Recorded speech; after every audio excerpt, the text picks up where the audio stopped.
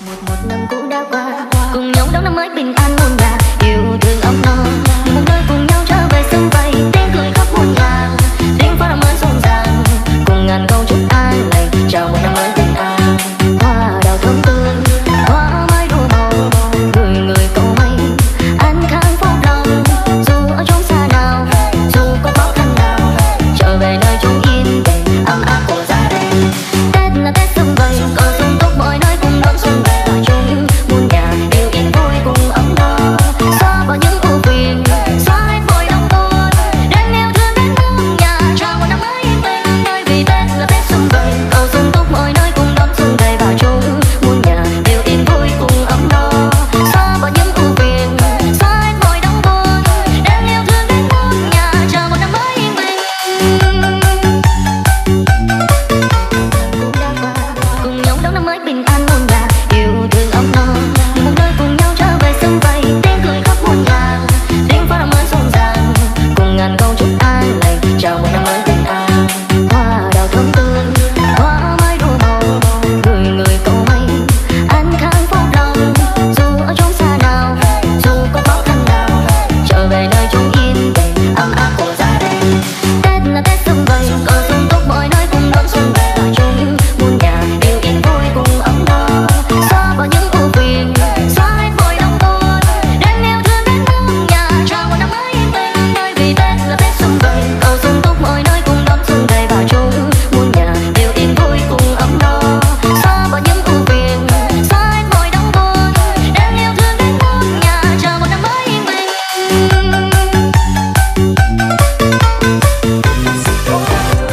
Một bầy chim én yêu thích, chúng dẫn dắt chân thật xinh, năm xuân em trong đời, từng ngày trong trăng, tháng xuân hành động bình khuâng, vì em biết yêu rồi chăng? Em yêu người, một đời nhân nghĩa tiêu mang, ý anh nghĩ đẹp trời ban, ước trong đêm giao thừa, có năm hoa xuân vui đời, đón mùa xuân cùng đôi môi, tình xuân ngất ngây trong gian. Vì năm nay em ngang, kiếm vẫn khúc bao lì xì, đêm hai áo đèn lên trôi, tình đi không đông đầy đô. Đêm xuân khuya anh hương, cho đất nước ta mạnh giàu, ước mơ dân tộc quê hương, có đôi cánh đẹp tình thương. Dù người sang hay nghèo, đều mừng xuân ăn hương sắc, biết muôn phước lòng tràn lan, ôm lấy xuân trong lòng, vui hồng hồng yên bình hồn, đón xuân vượt đến đây, đời ta có nhân văn ta. Xuân đến rồi, chúc cho muôn nơi nhà nhà yên vui, tiếng pháo giao thừa rực rỡ khắp trời, mong một năm nay thật là bình an, gia đình luôn sung túc an khang. Chúc cho anh em bạn bè phương xa, dẫu ở nơi đâu vẫn nhớ quê nhà, Tết hiền hòa và yêu thương. Kể xuân đến rồi.